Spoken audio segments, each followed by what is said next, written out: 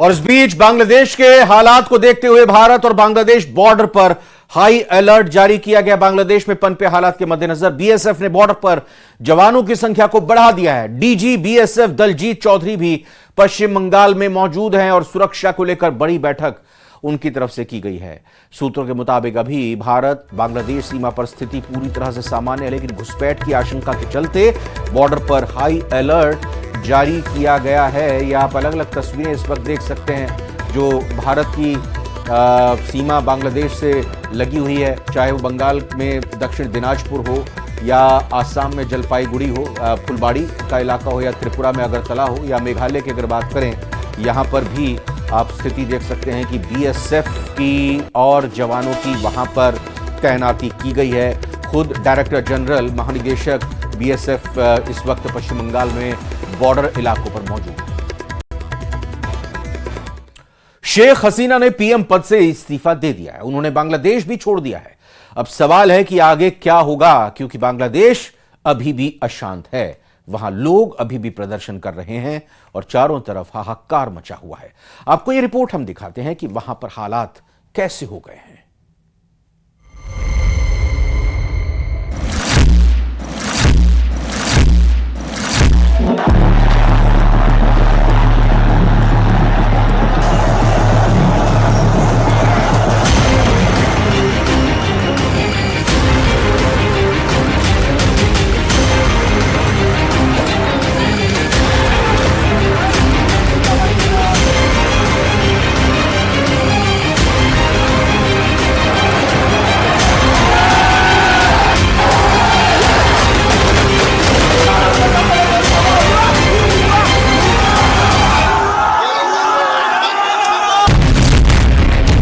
पहला हथौड़ा बांग्लादेश के जनक बंग बंधु की मूर्ति पर, दूसरा हथौड़ा बांग्लादेश के लोकतंत्र पर, तीसरा हथौड़ा बांग्लादेश की समूल व्यवस्था पर,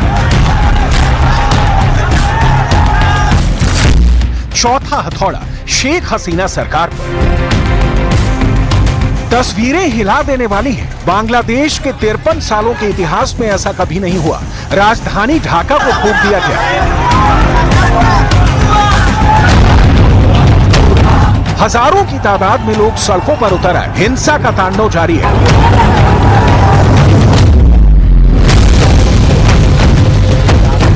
आर्मी बंदूक ताने खड़ी है, दूसरी ओर आवाम मुट्ठी बांधे नारे बुलंद कर रही है। गोलियों की बिसात बिछ रही है। अब तक 300 लाशें गिर चुकी हैं, हजारों लोग जख्मी हो चुके हैं। पुलिस के सायरन और एम्बुलेंस के शोर से ढाका गूंज रहा है। जो विद्रोही हैं, वो तो जान हथेली पर उठाए घूम रहे हैं, लेकिन जो आम लोग हैं, घरों में दुबके हैं, सहमे हुए हैं। देश का क्या होगा? मुल्क को इस धधकती आग से कौन बचाएगा? बांग्लादेश उन्माद की आंधी में तिनका सा बिखर रहा है। बांग्लादेश पहले ईंट दर ईंट टूटा, अब दीवार दर दीवार ढह रहा है। प्रधानमंत्री शेख हसीना के आवास गण भवन में हजारों की भीड़ घुस गई, बेडरूम तक पर कब्जा जमा लिया। हिंसा को देखकर शेख हसीना भाषण रिकॉर्ड करना चाहती थी, लेकिन उन्हें ऐसा करने का मौका तक नहीं मिला। बांग्लादेश के पीएम हाउस के बेडरूम में प्रदर्शनकारी को आराम फरमाते देखा जा सकता है। प्रदर्शनकारी को पीएम हाउस के लॉन में भी टहलते देखा जा सकता है। भीड़ ने गृह मंत्री अज़दुज़्ज़मन खान के घर को भी आग के हवाले कर दिया। शेख हसीना की पार्टी अवामी लीग के दफ्तर में गुस्साई भीड़ ने आग लगा दी। बांग्लादेश इस वक्त आक्रोश वाली जलती भट्टी बन चुका है। जनता का गुस्सा सड़कों पर खूनी संग्राम में तब्दील हो गया है। प्रधानमंत्री शेख हसीना ने पहले इस्तीफा दिया, उसके बाद अपनी छोटी बहन शेख रेहाना के साथ देश छोड़कर भाग खड़ी हुई। अराजकता, अव्यवस्था, आक्रोश, आगजनी, आक्रामक और हिंसक हुई भीड़ ने मुल्क को पतन के पाताल में पहुंचा दिया है। पूरा देश जल रहा है। खून, जख्म, लाशें और मातम के बीच देश की कमान आर्मी ने संभाल ली है। आप कह सकते हैं कि बांग्लादेश में तख्ता पलट हो चुका है। चीफ ऑफ आर्मी स्टाफ वकार उज जमान ने ऐलान कर दिया है कि वो सब संभाल लेंगे। আমি সমস্ত রাজনৈতিক দলের নেতৃবৃন্দকে এখানে আমন্ত্রণ করেছিলাম, ওনারা এখানে এসেছেন। আমরা একটা সুন্দর আলোচনা করেছি। সেখানে আমরা সিদ্ধান্ত নিয়েছি যে একটা ইন্টারিম গভর্নমেন্ট আমরা ফর্ম করব এবং ইন্টারিম গভর্নমেন্টের মাধ্যমে এদেশের সমস্ত কার্যকলাপ চলবে। क्यों बांग्लादेश में लग गई बर्बादी की आग? कैसे तबाह हो गई शेख हसीना की सरकार? भीड़ ने क्यों उखाड़ फेंकी चुनी हुई सरकार? और सबसे बड़ा सवाल कि बांग्लादेश की कमान अब किसके हाथ? आपको बर्निंग बांग्लादेश की हर एक डिटेल दिखाएंगे। आपको बताएंगे कि कैसे शेख हसीना के खिलाफ भड़की भीड़ ने कानून को अपने हाथों में लेकर देश को जला डालने की कसम खाई। लेकिन उसके पहले तस्वीरें जो बांग्लादेश के अंधकार में भविष्य की गवाही है।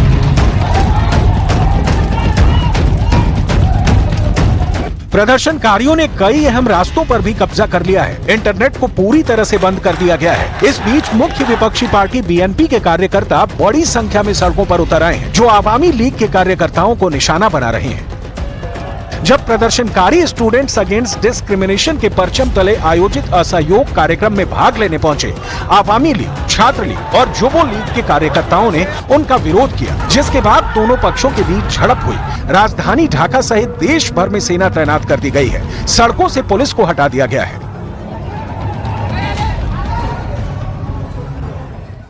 बांग्लादेश में हिंसा की शुरुआत जुलाई में हुई थी और इसी दौरान प्रदर्शन की अगुवाई कर रहे 6 लोगों को डिटेक्टिव ब्रांच ने सेफ रखने के नाम पर 6 दिनों तक बंधक बनाकर रख लिया था। बताया गया कि इन लोगों से जबरन आंदोलन वापस लेने का वीडियो बनवाया गया, लेकिन जब इस बात का खुलासा हुआ तो गुस्सा और भड़क गया।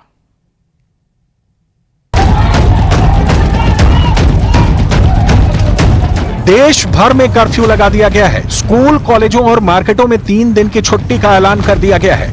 हिंसा को देखते हुए कई ट्रेनों का ऑपरेशन अगले आदेश तक रोक दिया गया है। कपड़ा फैक्ट्रियों में भी ताला लग गया है। पुलिस ने लोगों को जहां तक हो सके घरों में रहने को कहा है। कोर्ट भी बंद कर दिए गए हैं। सुप्रीम कोर्ट के आदेश में कहा गया है कि बंदी के दौरान बहुत जरूरी मामलों में ही सुनवाई की जाएगी। इसके लिए चीफ जस्टिस इमरजेंसी बेंच का गठन करेंगे। बांग्लादेश में छात्रों का विरोध प्रदर्शन पिछले महीने एक विवादास्पद नौकरी कोटा योजना के खिलाफ शुरू हुआ था। विरोध प्रदर्शन अब सरकार विरोधी आंदोलन में बदल गया है। आंदोलनकारियों ने नरसिंहगढ़ी जिले में शेख हसीना की पार्टी आवामी लीग के 6 कार्यकर्ताओं को मॉब लिंचिंग कर मार डाला। रिपोर्ट्स के मुताबिक दोपहर में प्रदर्शनकारियों ने जुलूस निकाला था, जिससे आवामी लीग के कार्यकर्ता नाराज हो गए। उन्होंने प्रदर्शनकारियों पर गोलीबारी की, जिसमें 4 लोग घायल हो गए। इससे नाराज होकर प्रदर्शनकारियों ने पलटवार किया। आवामी लीग के कार्यकर्ता डर कर एक मस्जिद में छिप गए, जहाँ से निकाल कर उनकी पिटाई की गई, जिसमें 6 कार्यकर्ता मारे गए। इसके पहले सिराजगंज शहर में प्रदर्शनकारियों ने रविवार को पुलिस स्टेशन पर हमला कर दिया। उन्होंने पुलिसकर्मियों को मारा, वहां आग लगा दी। इस हमले में 13 पुलिसकर्मी मारे गए। जुलाई में ही बांग्लादेश में हिंसा शुरू हो गई थी। पिछले महीने विरोध प्रदर्शन को लीड कर रहे 6 लोगों को डिटेक्टिव ब्रांच ने सेफ रखने के नाम पर 6 दिनों तक बंधक बनाकर रखा था। इन सभी से आंदोलन को वापस लेने के लिए जबरदस्ती वीडियो बनवाया गया। जब ये कैद थे तब गृह मंत्री ये दावा कर रहे थे कि इन्होंने अपनी मर्जी से आंदोलन को खत्म करने की बात कही है। जब मामला खुला तो प्रदर्शनकारियों का गुस्सा और भड़क गया। इससे पहले शेख हसीना ने रविवार को सिक्योरिटी काउंसिल की इमरजेंसी मीटिंग बुलाई थी, जिसमें आरोप लगाया कि आंदोलनकारी वार्ता की टेबल पर आए। विपक्ष आंदोलन की आड़ में हिंसा कर रहा है। इस बीच छात्र आंदोलन के कोऑर्डिनेटर नाहिद इस्लाम ने ऐलान किया कि मंगलवार को प्रस्तावित ढाका मार्च अब सोमवार को होगा। अब सड़कों पर ही फैसला होगा। मीरपुर से हजारों छात्रों ने कूच किया। पुलिस ने रोकने की कोशिश की और हिंसा भड़क गई। आपको आगे दिखाएंगे कि क्यों जल रहा है बांग्लादेश, क्या है इसकी असली वजह। उससे पहले उस चेहरे को देखिए जो इस आंदोलन का चेहरा माना जा रहा है।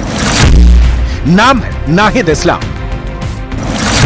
इस्लाम ढाका यूनिवर्सिटी का स्टूडेंट है। उसने पुलिस पर आरोप लगाया कि 20 जुलाई की सुबह उसे उठा लिया गया। हालांकि पुलिस ने इससे इनकार किया। इस्लाम के गायब होने के 24 घंटे बाद उसे एक पुल के नीचे बेहोशी की हालत में पाया गया। उसने दावा किया कि उसे तब तक पीटा गया जब तक वो बेहोश नहीं हो गया। असल में बांग्लादेश में आग भड़की ही है, छात्रों के विरोध प्रदर्शन वाली। लेकिन अब इसमें विपक्षी पार्टियां भी शामिल हो चुकी हैं। शेख हसीना प्रदर्शन को कुचलने की कोशिश करती रही और मामला बिगड़ता चला। अब आलम यह है कि बांग्लादेश धू कर जल रहा है।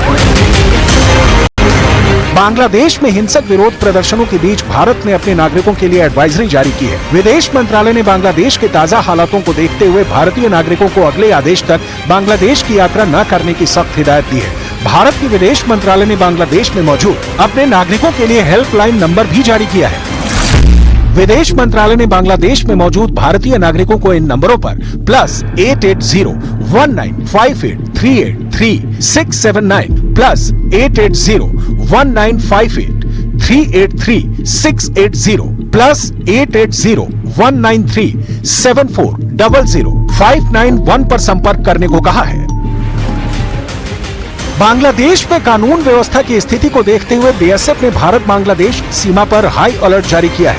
पश्चिम बंगाल के बांग्लादेश बॉर्डर पर बीएसएफ ने चौकसी बढ़ा दी है। बांग्लादेश का क्या होगा, इस सवाल का जवाब फिलहाल किसी के पास नहीं है, बस तस्वीरें दिख रही हैं। वार्निंग बांग्लादेश की। आखिर बांग्लादेश में हालात इतने खराब कैसे हो गए? इसके पीछे पाकिस्तान की बदनाम खुफिया एजेंसी आईएसआई की साजिश हो सकती है। हो सकता है इस तख्तापलट के पीछे चीन का हाथ हो, क्योंकि शेख हसीना की भारत से अच्छी दोस्ती के कारण दखल नहीं दे पा रहा था चीन, और यह भी कारण हो सकता है।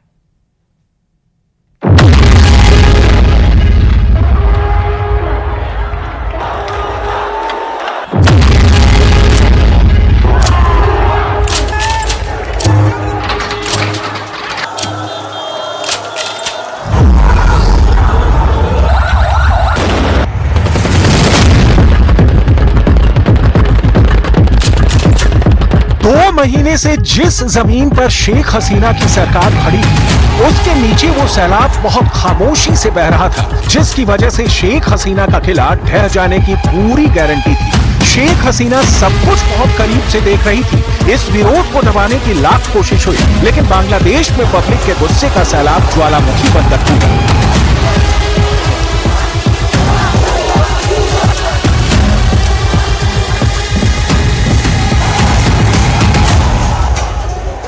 बांग्लादेश की प्रधानमंत्री शेख हसीना को अपना मुल्क छोड़कर जाना पड़ा।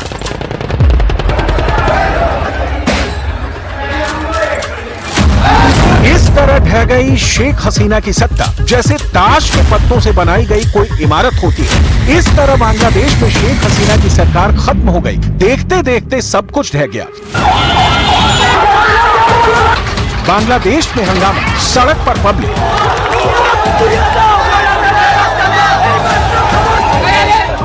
सिस्टम की In Dhaka, despite the curfew, our understanding is that after a meeting with leaders of the security establishment, Prime Minister Sheikh Hasina apparently decided to resign.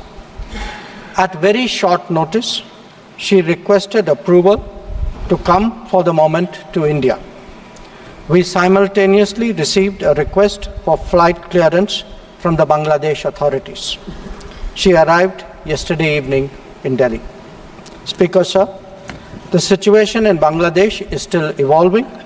The Army Chief, General Waqaruzzaman, addressed the nation on 5th August. He spoke about assuming responsibility and constituting an interim government. We are in close and continuous touch with the Indian community in Bangladesh through our diplomatic missions. There are an estimated 19,000 Indian nationals who usually live there, of which about 9,000 are students.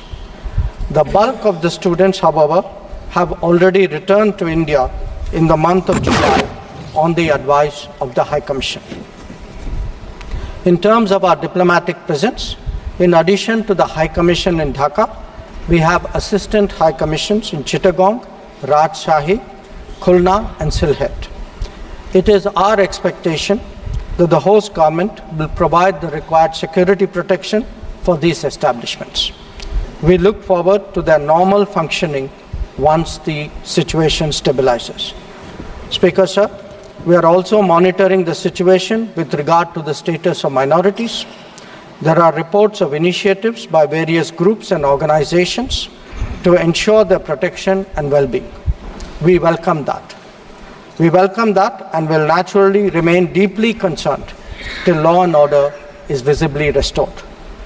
Our border guarding forces have also been instructed to be exceptionally alert in view of this complex situation. Speaker, sir, in the last 24 hours, we have been in regular touch with the authorities in Dhaka. This is the situation as of now.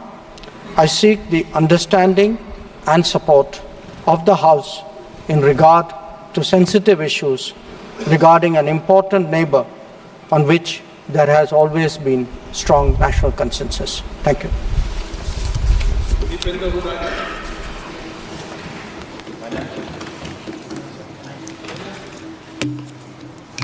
विदेश मंत्री S Jaishankar Bangladesh के ताजा हालातों पर जानकारी देते हुए दो महत्वपूर्ण बात उन्होंने कही कि कल अभी पहले रणदीप सुरजेवाला को भी एक बार जरा हम सुनते हैं, लेकिन साथ ही साथ यहां बात एस जयशंकर ने कही कि हिंदुओं पर वहां हमलों की खबरें आई हैं सामने, लगातार ढाका में ऑथोरिटीज के टच में यहां भारत की सरकार है। तीसरी बात उन्होंने ये भी कही कि कल शेख हसीना की तरफ से रिक्वेस्ट आई थी भारत में आने की, बहुत शॉर्ट पीरियड पर, बहुत कम नोटिस पर, और फिर अभी वो कल यहां पहुंची हैं और भारत में ही हैं।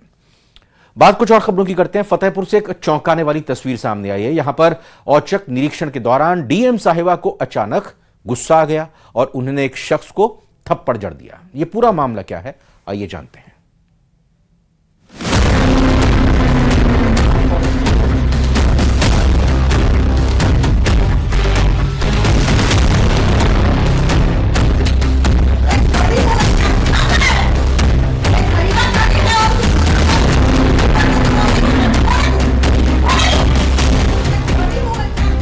फतेहपुर की डीएमसी इंदुमती का वीडियो सोशल मीडिया पर जमकर वायरल हो रहा है।